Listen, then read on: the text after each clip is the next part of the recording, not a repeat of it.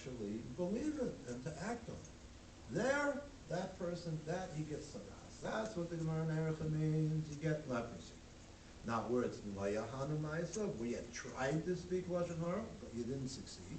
The person didn't accept it, they didn't take it. Then, that's where the big day Kayin Gadol, that's where the Kayin Gadol's vestments, that's where you get an atonement for that particular sin. So, you tried and you did it, you're going to get the leprosy.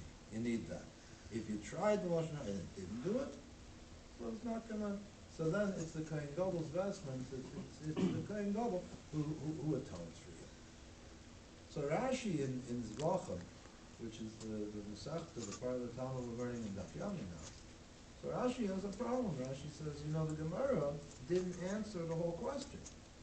There were three things on that list of things that you get saras, or you get leprosy for, that it says the Kohen Gadol's clothing were atoning for. There was murder, Gilearayas, immorality, and Lashon Hara. But the Gemara's answer can only apply to Lashon Hara. I mean, because what are you going to say? If a person ahanamizes, let's say we're talking about murder, he killed someone. So if he killed someone, he gets leprosy. And if he didn't kill someone, the Kohen Gadol is going to atone for him. He doesn't need an atonement. He didn't kill anyone. If he's immoral, so then he'll get leprosy. And if he didn't do the immoral act, well, then he doesn't need any atonement.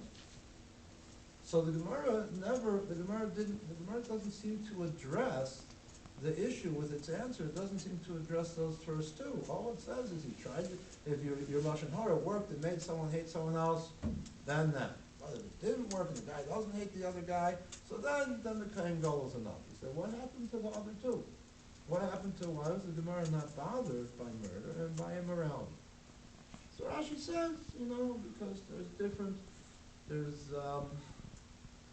when it comes to certain sins, Rashi says, well, you know what, a person can be guilty for doing it, and then the bystanders can also be guilty.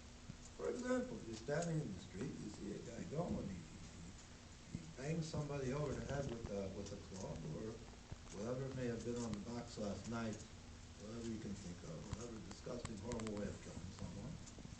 So he says, so that person is going to get punished, that person has a punishment that's due to them because they actually murdered someone. He says, then there are the people that stood by and didn't stop him from doing it. But when it comes to murder, you're just as guilty.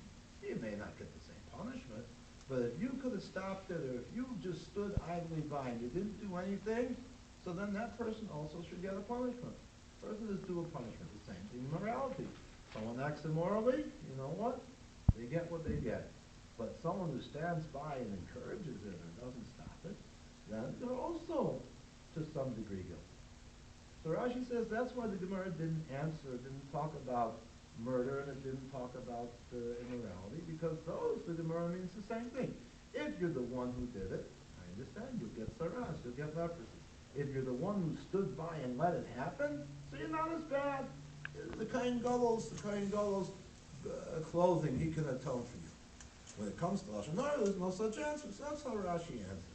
Taisus in Erechem is bothered by that, because Taisus says, well, it sounds like a person who stands by and watches someone else sing Lashon Hara, he's not guilty. It's true for every sin in the Torah, every avera in the Torah. The person who does it, he deserves something. But the person who stands idly by and doesn't stop him, or lets it happen, or encourages it, he's not guilty.